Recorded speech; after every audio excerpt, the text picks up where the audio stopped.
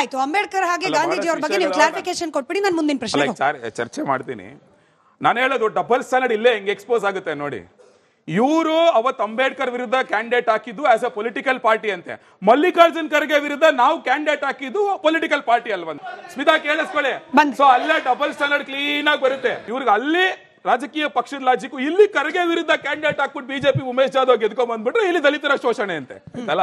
Next Ambedkar ಅವರ ವಿಚಾರದಲ್ಲಿ ಇತಿಹಾಸದ ಪುಟಗಳಲ್ಲಿ ತೆಗೆದು ನೋಡಿದ್ರೆ ಅತಿ ಹೆಚ್ಚು ಅವಮಾನ ಮಾಡಿದ್ಯಾರು ಅಂತ ಹೇಳಿದ್ರೆ ಕಾಂಗ್ರೆಸ್ ಅಂತ ಹಲವಾರು ದಾಖಲೆಗಳಿದಾವೆ.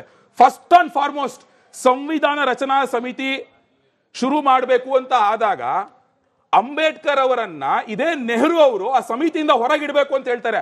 ಮಹಾತ್ಮ ಗಾಂಧಿ ಅವರು ಹೇಳೋದು ಯಾರೋ ಅಂತಾರಾಷ್ಟ್ರೀಯ ವಿಶ್ಲೇಷಕರು ಬೇಡ, ಅಂಬೇಡ್ಕರ್ ಅವರೇ ಇದ್ದಾರೆ, ಅವ್ರನ್ನೇ ಬಳಸ್ಕೊಳ್ಳಿ, ನೀವು ಅವ್ರನ್ನ ಸಮಿತಿಲಿ ಇಟ್ಕೊಳ್ಳಿ ಅಂತ ಹೇಳಿ ಹೊರಗಿಟ್ಟಿದ್ದು ಸಂವಿಧಾನ ರಚನಾ ಸಮಿತಿಯಿಂದ ಇದೇ ನೆಹರು ಅವರು, ಇದೇ ಕಾಂಗ್ರೆಸ್ನವರು.